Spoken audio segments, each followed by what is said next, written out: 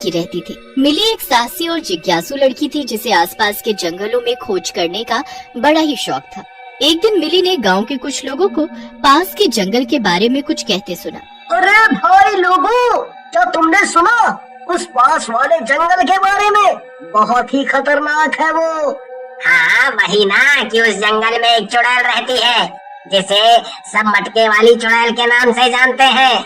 हाँ वही, वो मटके वाली चुड़ैल बहुत ही डरावनी है। सुना है उसके पास एक बहुत बड़ा सा मटका है। जो भी उस जंगल के नजदीक से गुजरता है उसे वो पकड़कर अपने मटके में बंद कर लेती है।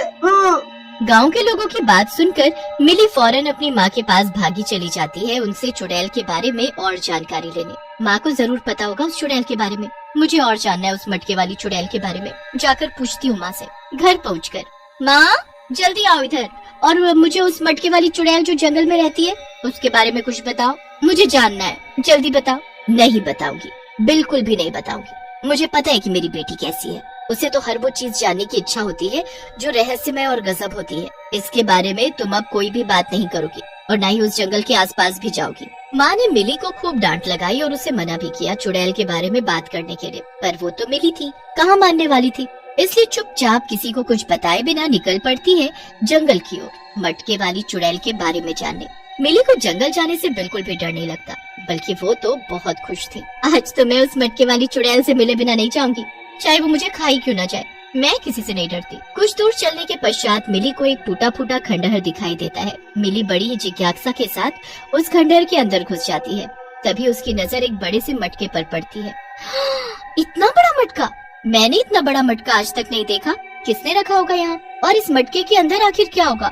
मुझे देखना है आखिर इस मटके के अंदर क्या है। क्या पता इसमें कोई खजाना बजाना हो। जैसे ही मिली एक कदम आगे बढ़ाती है तभी मिली को मटके के अंदर से लोगों के चीखने और चिल्लाने की आवाजें सुनाई देने लगती हैं।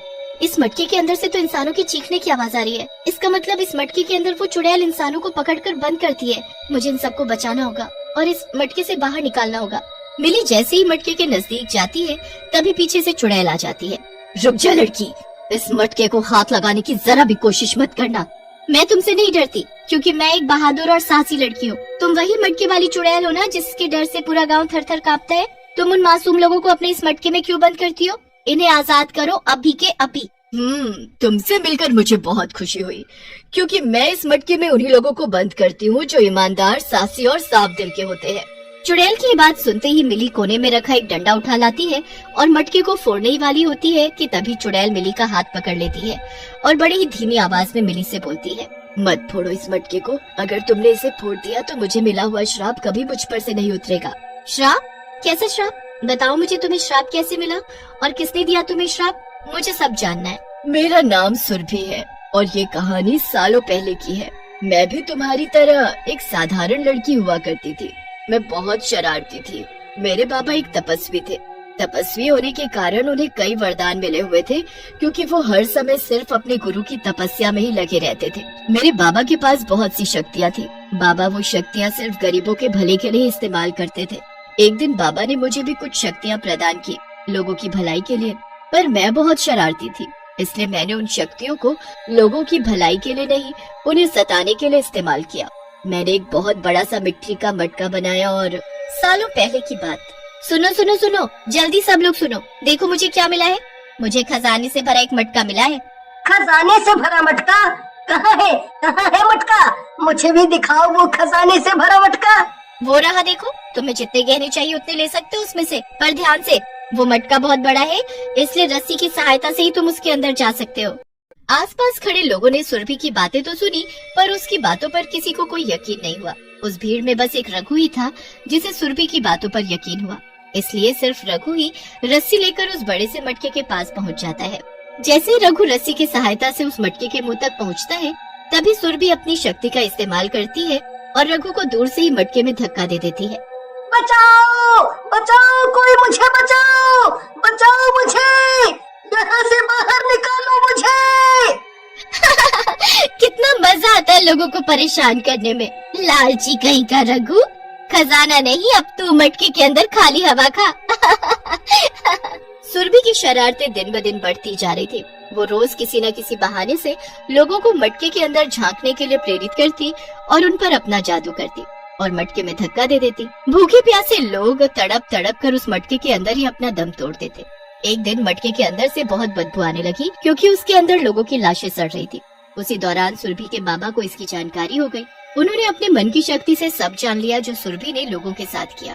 सुरभि, ये तुमने क्या किया? तुमने मेरी दी हुई शक्तियों का दुरुपयोग किया। ये शक्तियाँ मैंने तुम्हें इसलिए दी थी कि जब मैं ना रहूं तो तुम मेरे जाने के बाद इन शक्तियों से लोगों की भलाई करोगी, ना कि उन पर इसका गलत उपयोग करोगी। इसीलिए मैं तुम्हारी इस गलती की तुम्हें अभी सजा दूंगा। मैं तुम्हें श्राप देता हूँ, तुम जीवन भर चुड़ैल रूप में रहोगी। सुरभि तभी चुड़ैल में बदल जाती है। बाबा, बाबा मुझे माफ कर दो, मुझसे गलती हो गई। मुझे आप इतनी बड़ी सजा ना दे। मैं इस दुनिया में इस चुड़ैल के रूप में कैसे रहूंगी? मुझसे सभी लोग डरकर दूर भाग जाएंगे। बाबा, बाबा मुझे मेरी गलतियों का एहसास हो गया है। कृपया आप अपना श्राप वापस ले लीजिए। अब मैं कभी किसी को नुकसान नहीं पहुंचाऊंगी। बाबा, बाबा मैं आपकी बेटी हूँ। आपने मेरी माँ से वादा किया था उनके मरते वक्त कि आप मेरा ख्याल रखेंगे, मेरी रक्षा करेंगे। पत्नी की कही बात याद करके तपस्वी शांत हो जाता है और चुड़ैल से बोलता है, मैं अपना श्राप वापस तो नहीं ले सकता, पर कभी कोई ईमानदार, निडर और साहसी लड़की तुमसे टकराएगी और तुम्हारे बारे में सबको ये बताएगी कि तुम एक अच्छी चुड़ैल हो, तभी तुम्हारा ये श्राप टूट पाएगा। पर ध्यान रखना, इस चुड़ैल रूप में तुम किसी इंसान तो क्या, किसी जीव जंतु को भी नुकसान नहीं पहुंचाओगी।